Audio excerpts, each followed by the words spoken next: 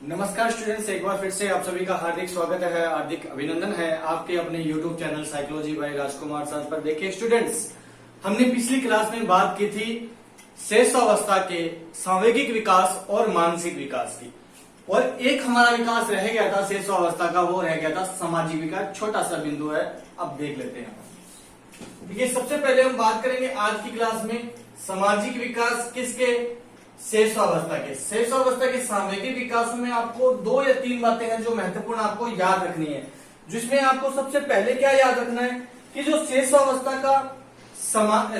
में जो सामाजिक विकास होता है, बच्चा शेषावस्था के दौरान क्या होता है, ना तो सामाजिक होता है जन्म के समय, ना तो बच्चा सामाजिक होगा न असामाजिक होगा, वह उदासीन होता है। ये हमने विशेषता के अंदर पढ़ा था ना। हमने पढ़ा था कि बच्चा जो है वो जन्म के समय ना तो सामाजिक होता है, वो न ही वो क्या होता है, असामाजिक होता है, वो केवल उदासीन होता है। यानी कि अगर हम बात करें शेषावस्था में सबसे पहली बात की, तो पहली बात क्या होगा, बच्चा इस अवस्था के अंदर क्या होता है, स्व केंद्रित होता है। उसके अंदर किसी भी प्रकार का कोई भी सामाजिक विकास नहीं होता, वह स्व केंद्रित होता है। क्या होता है, स्व केंद्रित होता है। इसे सामाजिक स्वीकृति का काल कहा जाता है। वो समाज को स्वीकृत करना प्रारंभ करता है इस अवस्था के अंत तक जाते जाते।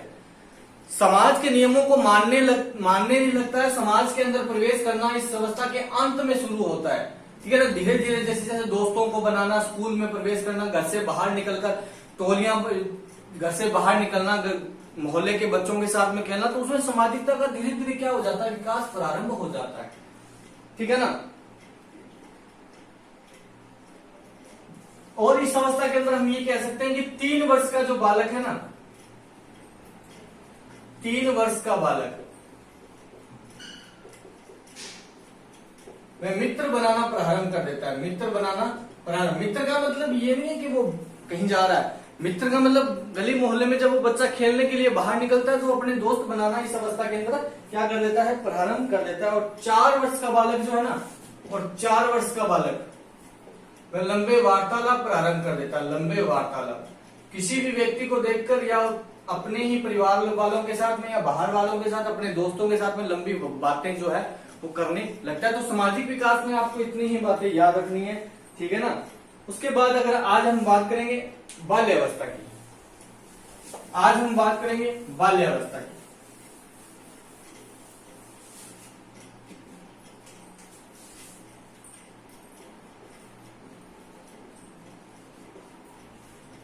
देखिए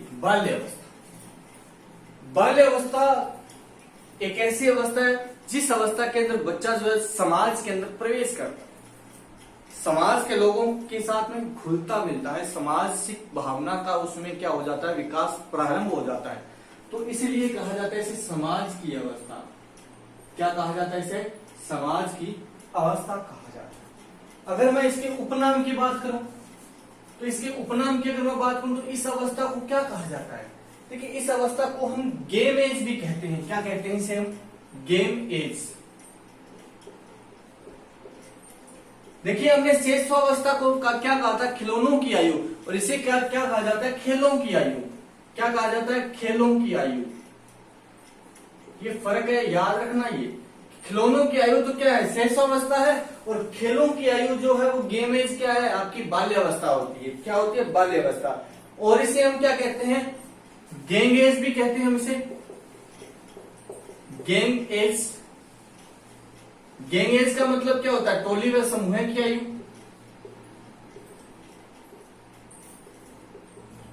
टोली व समूह का मतलब कि बच्चा जो है वो घर से बाहर निकलेगा, स्कूल में प्रवेश करेगा। प्रारंभिक विद्यालय आयु भी कहा जाता है इस अवस्था को।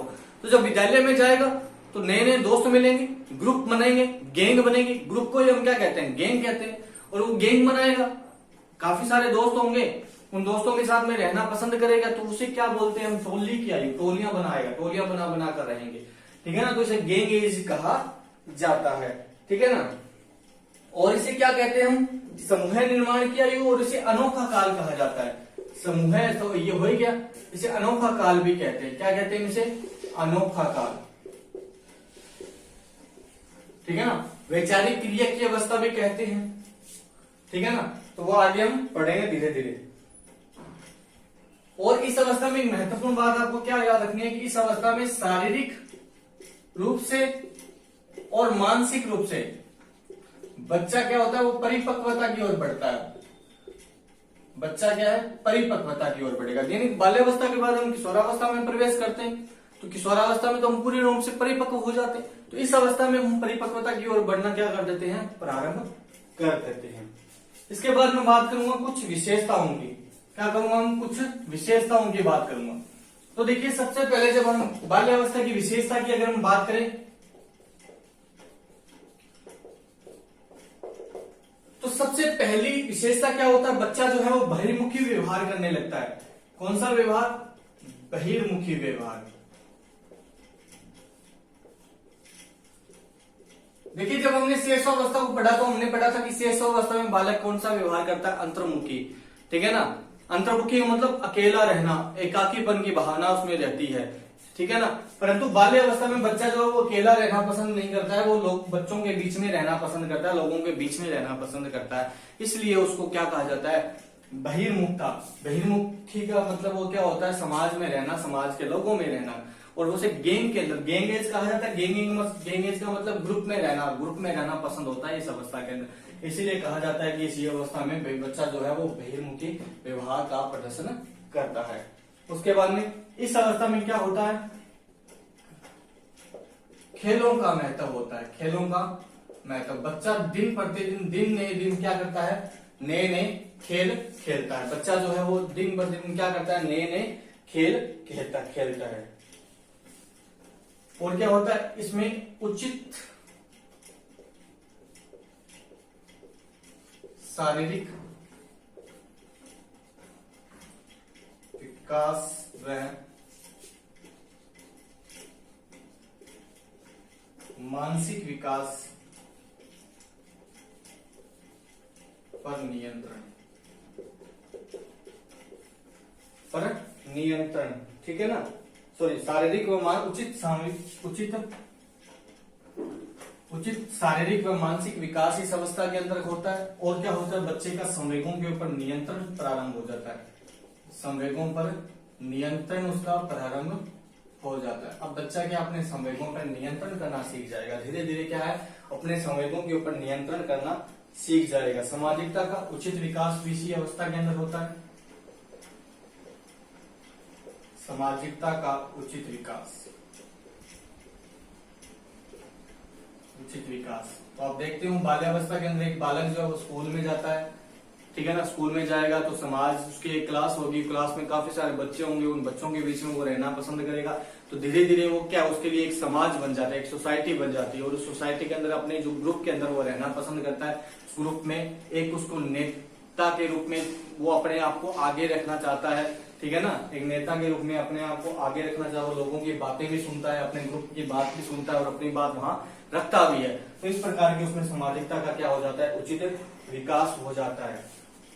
इस अवस्था के अंदर सबसे महत्वपूर्ण बात हमें याद रखनी है, समलिंगी के प्रति आकर्षण, समलिंगी में मित्रता। बच्चे का जो बाल्यावस्था में बालक जो होगा, उसका जो मित्र होगा वो उसका समलिंगी होगा। यानी लड़का है तो लड़का ही उसका मित्र होगा, लड़की नहीं होगी। उसके ग्रुप में कोई लड़की नहीं होगी, उसके ग्रुप में लड़के ही लड़के होंगे। अगर कोई लड़की है तो उसके ग्रुप में केवल लड़कियां होंगी। यानी कि समलिंगी के प्रति क्या होती है, आकर्षण होता है बाल्यावस्था के दौरान।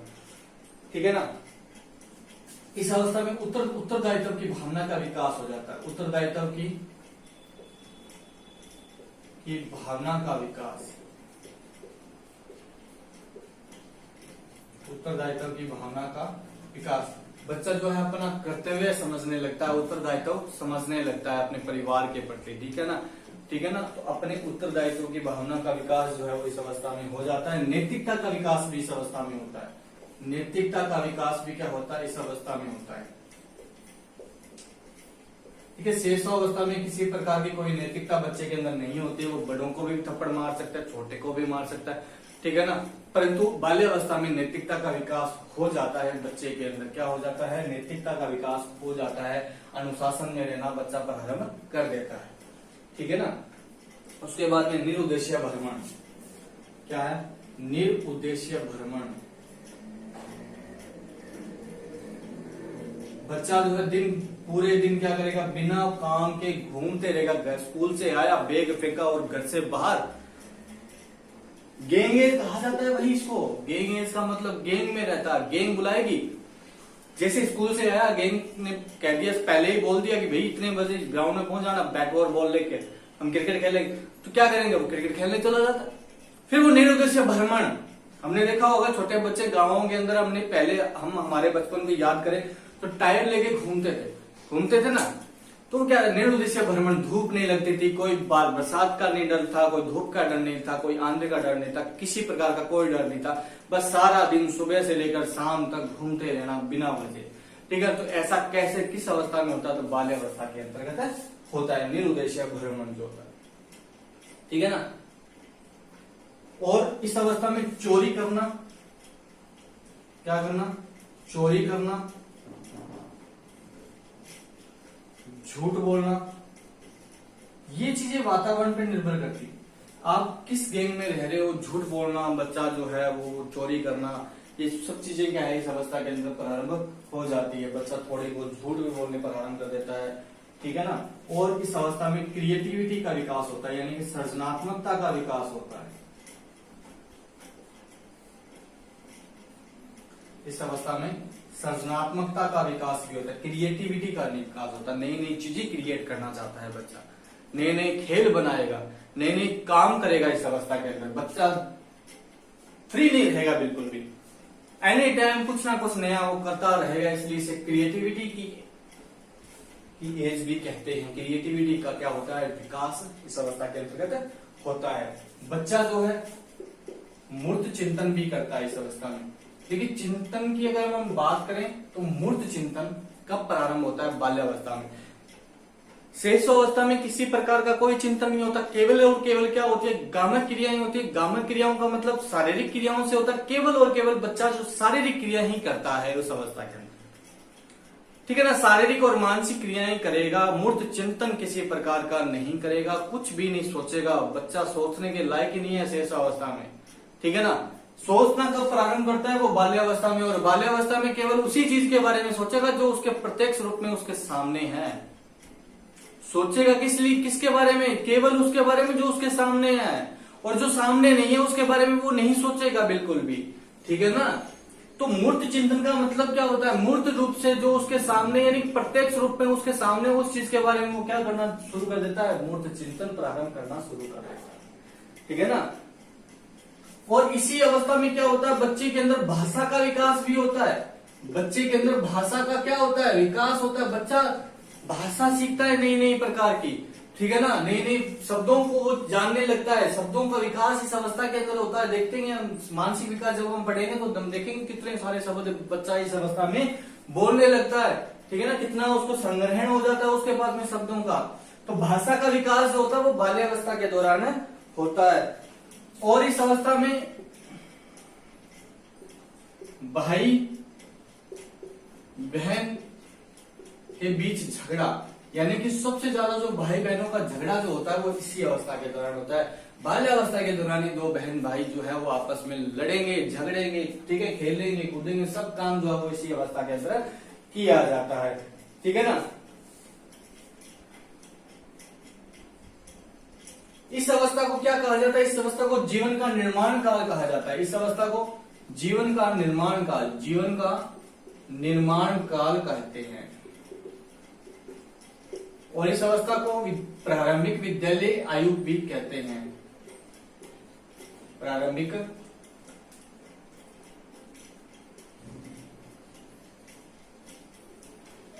विद्यालय आयु, यानी कि 5 वर्ष में जो बालक जो है वो औपचारिक शिक्षा प्रारंभ कर देता है, स्कूल जाना प्रारंभ कर देता है, इसलिए इसे विद्यालय आयु भी कहते हैं, प्रारंभिक विद्यालय आयु भी कहा जाता है।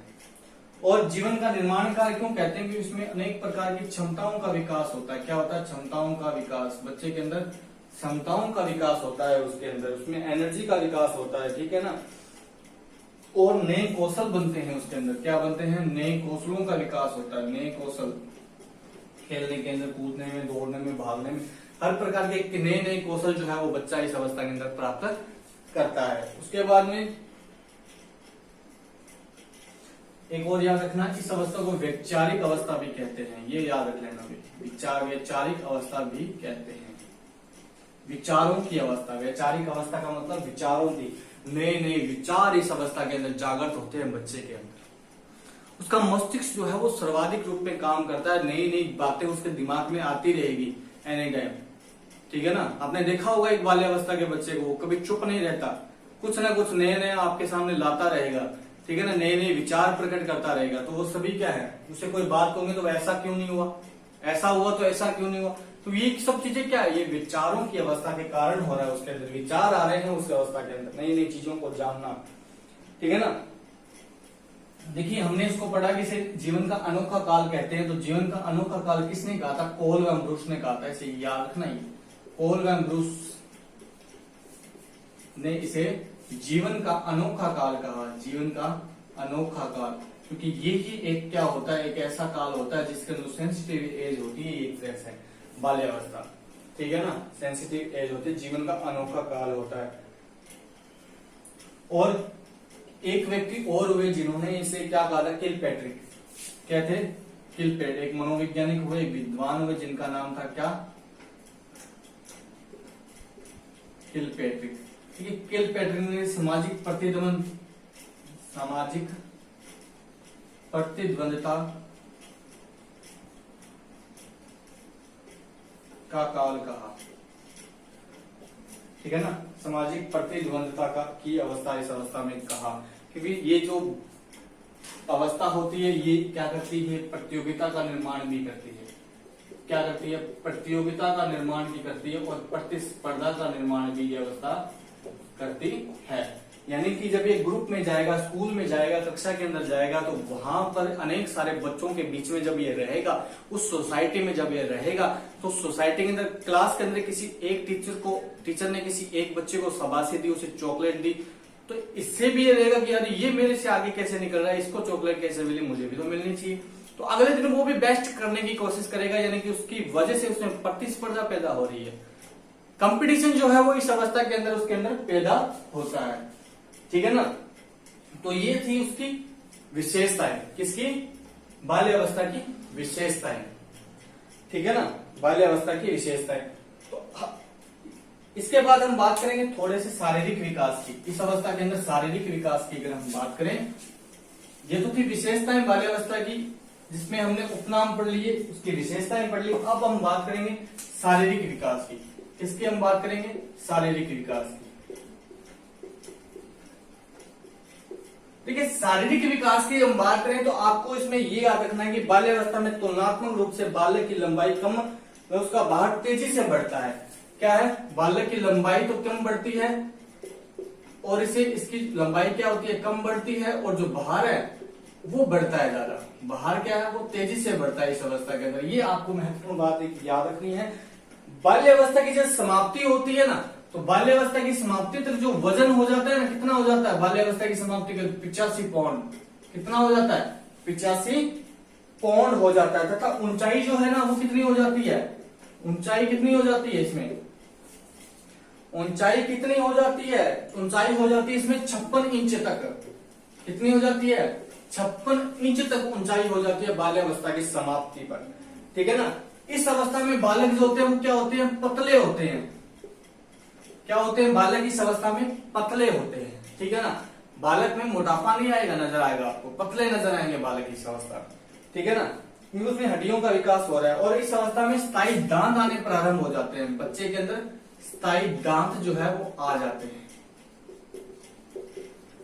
बच्चे में स्थायी दांत जो है वो आना प्रारंभ हो जाते हैं, आ जाते नहीं है, प्रारंभ हो जाते हैं, सॉरी, प्रारंभ हो जाते हैं। इस अवस्था में स्थायी दांत आना प्रारंभ हो जाते हैं तथा इस अवस्था में लड़कियां लड़कों से भारी और लंबी होती है। इस अवस्था में लड़कियां जो है ना वो लड़कों की